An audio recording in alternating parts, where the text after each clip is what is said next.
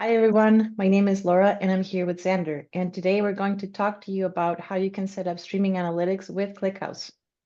Cool. Nice. I'm excited. Let's go. So, Zander, tell me a little bit about ClickHouse. Yeah, so ClickHouse is I think classified as a real-time OLAP database, which is an analytics database. So it's suitable for analytical queries. I think that the idea behind ClickHouse is like a house for all the clicks. I think it came out of Yandex originally. Um, and then it was like, I think there's actually a really convoluted history where some US VC like bought the ClickHouse project from Yandex to bring it from Russia to the US, the IP. And then they started a company around it, and that's the ClickHouse you know today, actually. That is pretty neat. And I know that they have a strong focus on column-oriented versus row-oriented approaches. And one of the advantages of this is efficiency and speed. So I'm wondering, what are some of the use cases that people apply when it comes to using ClickHouse? So what we see, you and I at Bytewax that we can share is that real-time OLAP databases are really fast. You can do a lot of queries really fast, but once you have to join things, it's quite slow. And so it won't meet your requirements generally. And what you have to do is join things upstream. And so that's where a stream processor comes in. So you can join multiple streams together before ingesting into ClickHouse.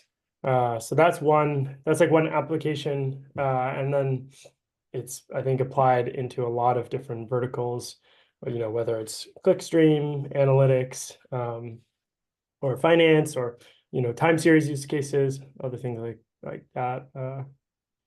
That is quite neat. I think in particular when it comes to manipulating data and merging data coming from different sources, that is a very neat use case because you might need to manipulate data as it comes in the stream and then merge it prior to populating it into a database or prior to doing some analysis with it. So that's quite an interesting application. Within the context of streaming and this database, I'm very curious to learn, how can I start connecting to ClickHouse? Is it difficult? I thought you'd never ask. So fortunately, there's a ClickHouse connector. It's a Bytewax ClickHouse connector, and that's what we're going to show you today. I'm Ooh, gonna share my screen and we can talk through some of that. Okay, so on the ClickHouse integrations, on the clickhouse.com, there's a Bytewax integration. So that's what we're going to show today. This actually links to a blog about the connector we just released. So we have our own documentation though on docs.bytewax.io. And then under projects, you can find all of these. So Bytewax ClickHouse is one of the first source available but commercially licensed premium connectors. So you can try this out, you can run it locally, you can build certain things, but it's actually commercially licensed. So you should check out the license and make sure it works for your use case when you're going to production. It's available as a pip installable PI project. So you can just pip install it and get running.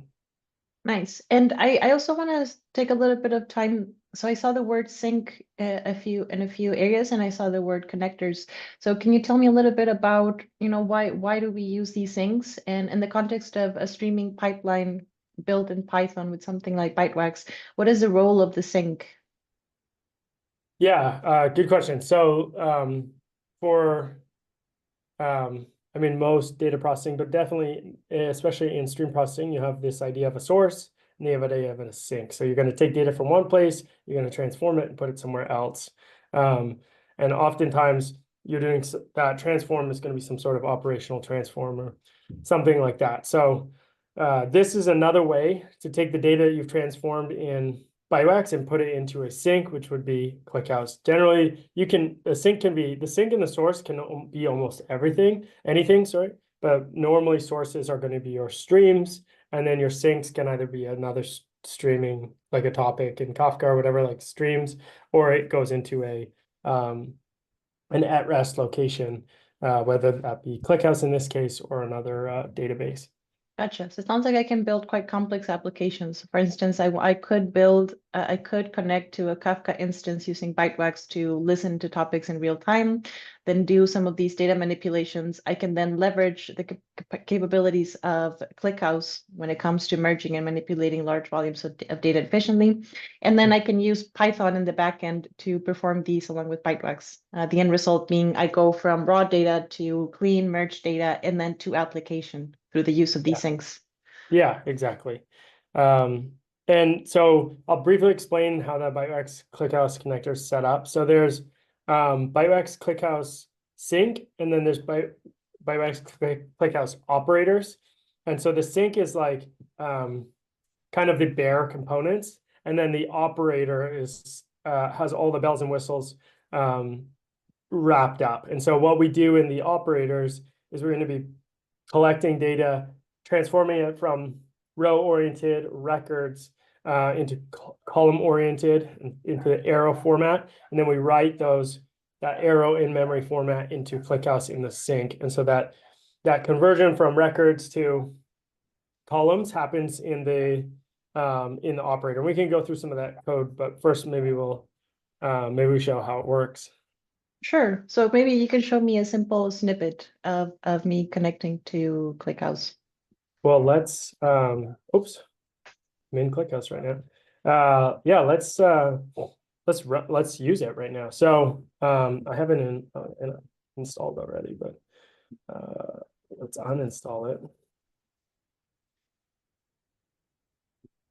Okay, and then we can pip install Bytewax ClickHouse, and that will install the ClickHouse client, Bytewax if where necessary, and arrow and some of the other dependencies. And then now that we have it installed, I actually have some example code that we can look at here. So what's required for the ClickHouse connector is the schema in ClickHouse. So our data is going to be a series of different metrics with values and a timestamp associated. You're going to need an order by. And so that's how the table should order the metrics, and that's used for downstream queries for deduplication purposes. And then a PyArrow schema. And so this is for converting our records into PyArrow arrays that will be then put into a PyArrow table. So these are the prerequisites you need to get started. And then you know, if you haven't developed the Bytewax data flow before, you would develop your first flow. Here we're using a demo input, which is creating a bunch of random metrics. We're merging those all into one stream here, and then we're adding some time. So, and then adding a key so that they're all keyed on the same thing, because in this instance, it's just one stream, but you could have different keys and you could have multiple workers, and then you're not going to disrupt the writing of to the table, to ClickHouse. So at this point, we'll have a stream of metrics. Sorry, you had a question? No, go for it. So at this point, we have a stream of metrics, and then we're going to use the ClickHouse operators. So from bytewax.clickhouse, import operators as chop, and then we have our chop output. We're going to give it the stream handle, which is from here. We're going to give it the PyArrow schema, the table name, the ClickHouse schema, the username and password, the database name. Some of these have defaults in them, and that's listed in the documentation. The port, the order by, a timeout, and the max size. So these are important to the ClickHouse operator, because this is how we batch and then ultimately write data. So right now I'm saying every 10 records, or if 1 second has elapsed and I haven't received 10 records, write that data to ClickHouse. So my latency between when I received data and it was then available in ClickHouse is kind of dependent on this field here. If I'm receiving thousands of records a second, then my latency is going to be well under 1 second. If I'm only receiving 3 records per second and my max size is 10, then my latency is going to be 1 second. So we can run this locally here. Before you do that, you're going to need Docker installed and running ClickHouse, which we have here. ClickHouse running. So we have, let me make this a little bigger. So we have ClickHouse running, and then we can run Bytewax. And this is the run command for Bytewax, and we pass in the data flow name and Nice. So then the what I table have instance. here, Sure. Yeah. in this case, I have a randomly generated streaming source that is now manipulating and merging the streams into a ClickHouse instance. Yeah. Cool. Exactly.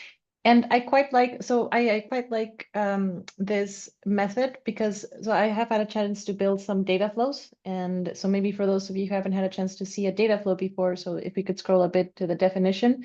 So the classic data flow steps are I initialize my data flow, and then I can use operators to manipulate the data. So the first operator will be the input operator. In this case, we are providing access to data. And then from there, we can do all sorts of things. In this case, it looks like we're using a merge to merge the 3 different inputs. And they are using the map operator to apply a lambda function. In this case, you're saying lambda x, you're saying x plus tuple, and you're adding the date time. So you're adding a date time in this case. But this map operator can also be a function, a user-defined function, or a user-defined class as well. So it can get quite complex. And Yeah, the thing. Go if you ahead, haven't sorry. seen Lambda before, this would be just like you're required to pass it a function object. So that would be just like passing it a function here called add time, where you get the payload or the record, and then doing the code down here of record plus return record. So that's basically the same thing. Yes. And I think one thing that's quite neat about this is typically we will do our map operators and then we will do an output operator.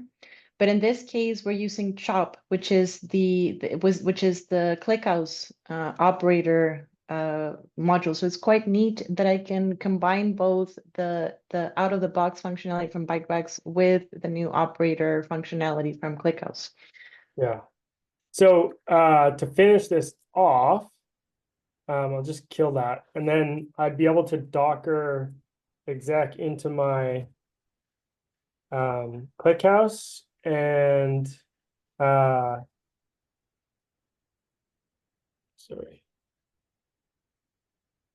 query that table, and I can see the data for metric C. Remember we said it was ordered by metric and then timestamp. So we have our different metrics, A, B, and then C. Nice. So these are the merge streams. Yeah. Neat. All right. Well, thank you so much for sharing this with me, Zander. So if people are interested in getting started, so you showed us the pip install command for Bytewax/ClickHouse, and then you showed us that you can find more information on our Bytewax documentation. So can we just quickly review where people can find the documentation and the repository? So in projects, you'll be able to find all of the premium modules. Those are operators and connectors. You can also find it on PyPI, and you can also find it on GitHub in our organization's repos. Also with details on the clickhouse.com integrations. Right on. Well, thank you so much, Zander. This was quite exciting to watch, and I would do encourage you to keep following us. We will continue to add new things for different open source projects and databases. So we'll have a chance to share more about connecting to different sources through the use of syncs and operators. Yeah, thanks, Laura. Have a good one and talk to you soon. Bye, everyone.